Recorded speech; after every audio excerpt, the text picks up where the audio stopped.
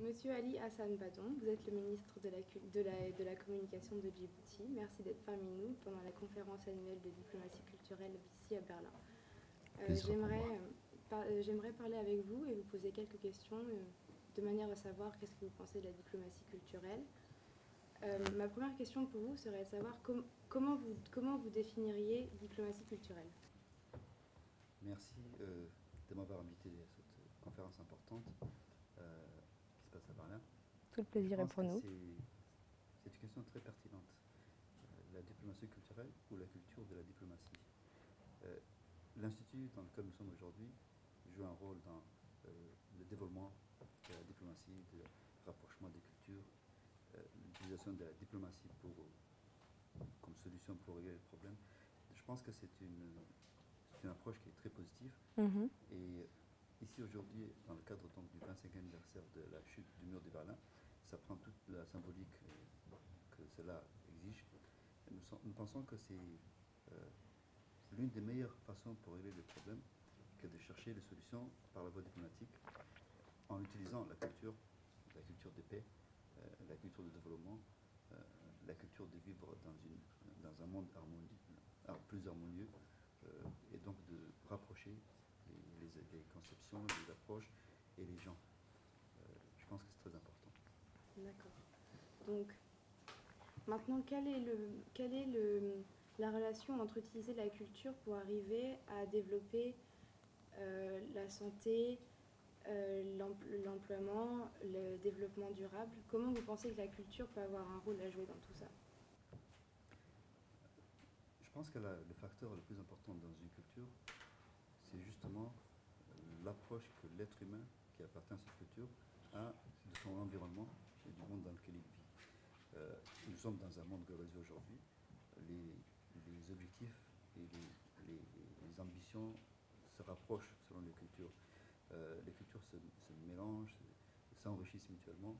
Et il est important que pour toute culture qui veut rester d'actualité, il est important qu'elle soit moderne, qu'elle s'enrichisse, tout en gardant ses racines et ses valeurs spécifiques, et qu'elle essaie de contribuer à l'humanité et au développement de l'humanité.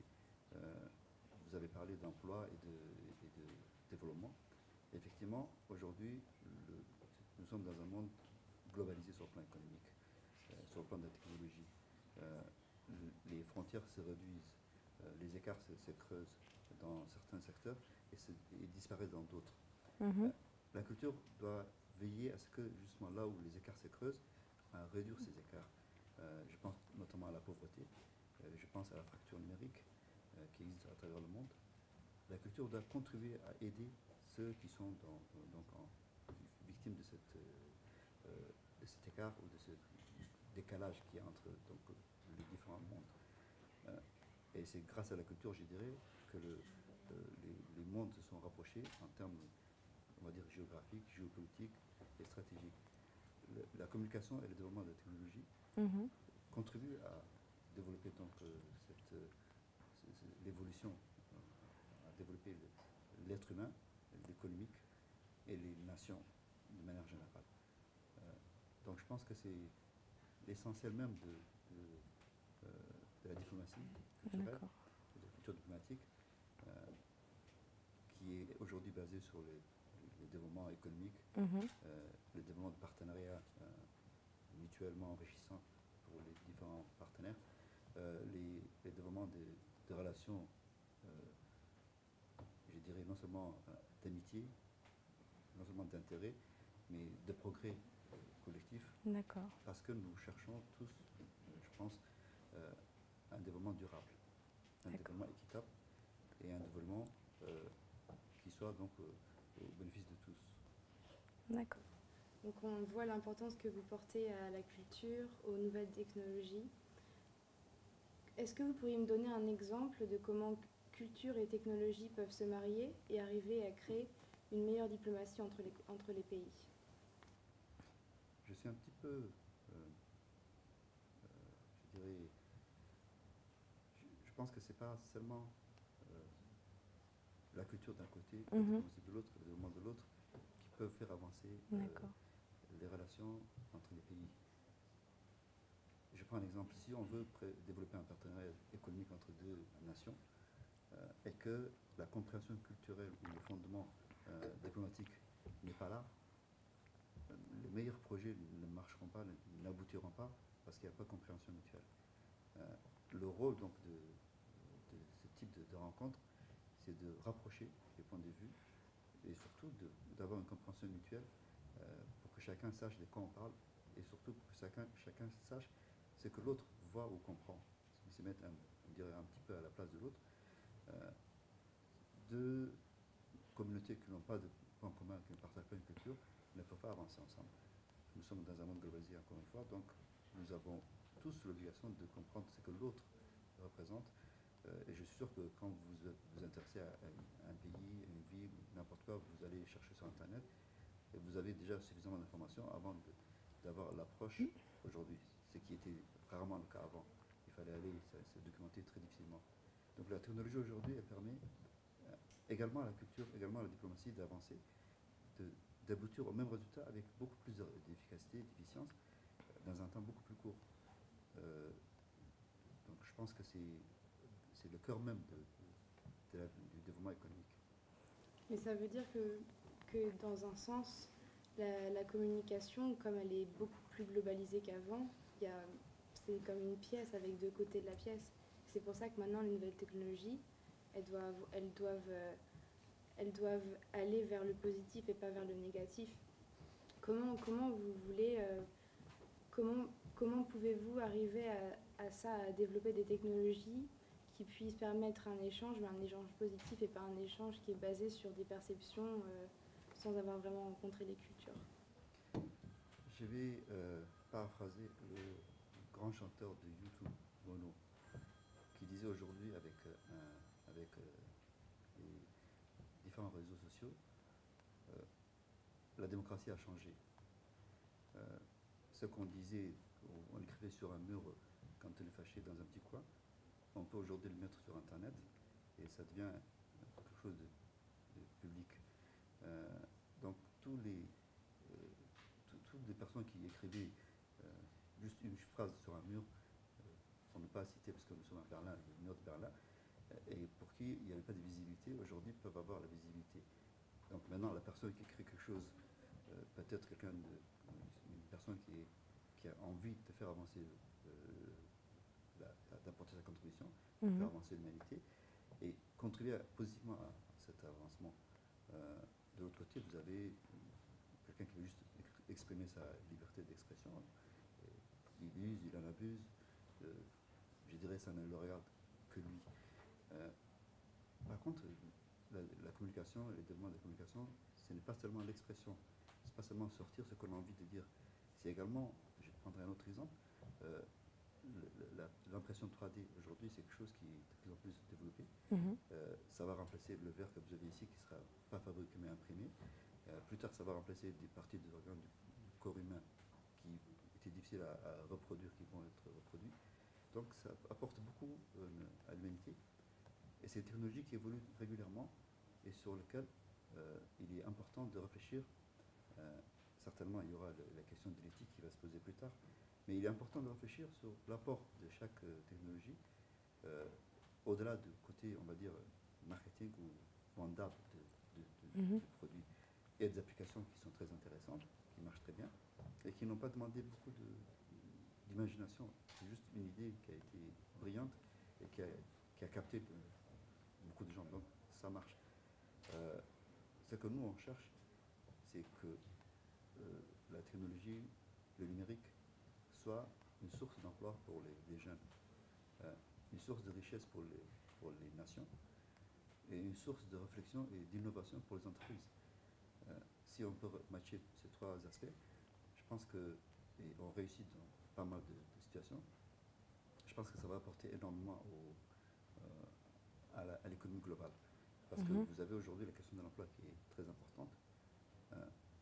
Tous les secteurs sont concernés par la communication et par l'éthique. Il n'y a pas un secteur qui peut aujourd'hui se targuer d'être hors communication ou hors TIC. Parce que tout est aujourd'hui, vous avez un dossier médical, avant c'était chez le médecin sur papier, maintenant il est dans un système. Ce système peut être localisé n'importe où dans le monde.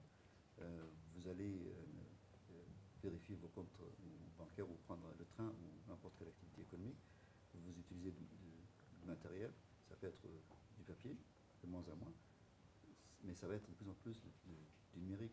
Demain, vous allez payer avec votre téléphone. Tout ça, c'est des données. Et aujourd'hui, on sait que les données ont une importance vraiment en croissance très significative. Ça, c'est le secteur sur lequel nous, à Djibouti, on compte travailler beaucoup. Parce que pour ça, il faut une base, il faut un fondement.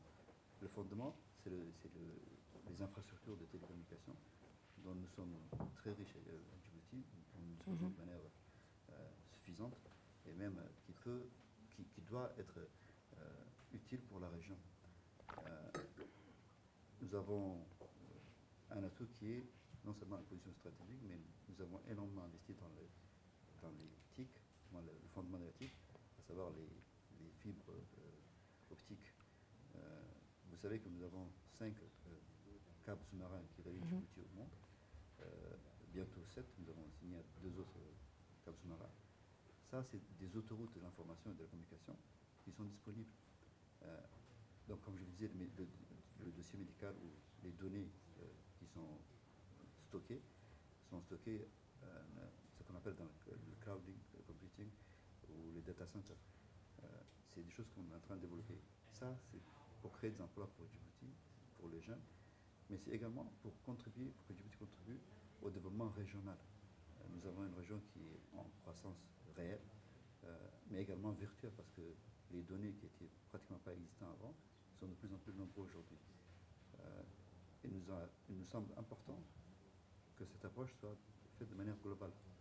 Quand je dis global, c'est non seulement sur le plan géographique, mais sur le plan partenariat entre entreprises, gouvernement, population, utilisateurs, bénéficiaires, jeunes, etc. Donc c'est vraiment une approche qui touche tous les citoyens, les entreprises, pour que ce soit ce qu'on appelle le win-win situation, que tout le monde soit gagnant. D'accord. Donc on voit vraiment le rapport entre l'intérêt économique que la communication et l'information a, mais aussi l'intérêt culturel et aussi un intérêt politique. Ça veut dire qu'au-delà de développer et de fournir des emplois aux jeunes, vous permettez aussi de peut-être créer une sécurité régionale et voire continentale en Afrique.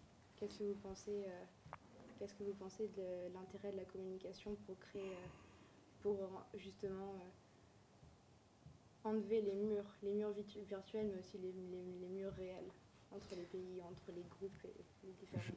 Je pense que il y a de moins en moins de murs réels, mais il y a encore des murs beaucoup de virtuels. Il y a le mur de la pauvreté, qui est énorme. Un enfant qui se trouve dans une localité isolée, dans un pays où l'accès qu'il a pour l'information, pour le savoir, la connaissance, n'est pas la même qu'un enfant qui se trouve dans une ville où il y a tous les avantages de la ville. La communication aujourd'hui, elle permet d'apporter le savoir, la connaissance à cet enfant qui se trouve dans un coin isolé. La communication aujourd'hui permet à une personne âgée malade dans une zone éloignée des centres économiques d'être examinée par un professionnel qui n'est pas sur place. Grâce à la technologie, il suffit qu'un infirmier ou un aide-soignant puisse présenter son dossier à travers une connexion au débit. Il aura la réponse et le dialogue avec un spécialiste qui ne serait jamais venu dans cette localité. Il y a des effets très très positifs de la communication qui touchent la population à travers le monde et sur lequel nous on essaie de travailler sur comment développer à Djibouti et dans la région. Mais tout cela ne peut pas se faire s'il n'y a pas une culture de paix. C'est pour ça qu'à Djibouti, nous donnons une importance particulière à la paix et au développement du dialogue. Nous avons, pour prendre référence, Djibouti héberge une institution qui s'appelle l'IGAD, International Government Intergovernmental Authority for Development, l'agence, c'est une structure qui regroupe à peu près 5 pays de la région, 6 pays de la région, et qui a pour mission de développer le dialogue régional. C'est dans ce cadre de l'IGAD qu'un grand nombre de questions ont été réglées. Et pour ne prendre que le dernier cas, les chefs d'État et de gouvernement se sont réunis la semaine dernière à Addis Abeba, dans le cadre de l'IGAD, pour régler la question entre le conflit entre le Sud-Soudan et le Soudan. Donc c'est une question qui est au cœur même des préoccupations politiques au plus haut niveau dans la région. Nous avons une culture de paix. Vous savez que cette région, quand il y avait le mur de Pala, notre région souffrait beaucoup parce qu'il y avait la guerre est-ouest qui se passait également dans nos régions et qui en était victime. Aujourd'hui, il y a le dialogue de paix qui reprend sa place, légitime, et qui permet aux autorités locales de ces pays d'échanger des positions par le dialogue et de faire progresser la paix. Et la paix, c'est la base du développement et c'est la base de la cohésion sociale. Bien sûr. Nous pensons que la communication est un outil important pour que la population ou les partenaires en général puissent contribuer à ce développement. Donc nous invitons tous les partenaires à contribuer au développement de la paix dans la région. Bien sûr, donc la communication, en fait, c'est un moyen de créer une unification, d'unir les gens, de les rassembler et d'éviter d'isoler les gens. En fait, la communication, ça permet à un groupe, à un pays de se sentir un, de rallier les gens entre eux, en fait. Le pire ennemi de la paix, c'est l'ignorance. Vous entrez en guerre avec l'autre parce que vous ne savez pas ce qu'il représente. Et la communication, ça permet de réduire, de supprimer cette ignorance parce que vous communiquez avec l'autre. Vous communiquez avec l'autre. Aujourd'hui, la technologie a permis que la communication soit utile, pratique et efficiente sans trop de coûts. Ce qui coûtait cher avant, c'est le déplacement physique qu'il fallait effectuer pour dialoguer avec l'autre. Maintenant, vous avez des connexions qui vous permettent de faire des conférences ou de dialoguer. Ce qui se faisait avant dans de grands studios se fait aujourd'hui sur un téléphone portable. Donc les peuples commencent à se connaître, à se côtoyer, à se connaître mutuellement. Donc tous ceux et celles qui œuvrent pour la paix et le développement social, économique et culturel des nations ne peuvent que s'en féliciter. D'accord. Merci beaucoup. Et je tiens à vous féliciter pour l'organisation de cet événement qui a été un succès et je souhaite de très bonnes fêtes pour la chute du mur de Berlin 25 ans après. C'est tout un symbole. Merci beaucoup. Merci. Ça a été un plaisir de vous avoir parlé. Très partagé.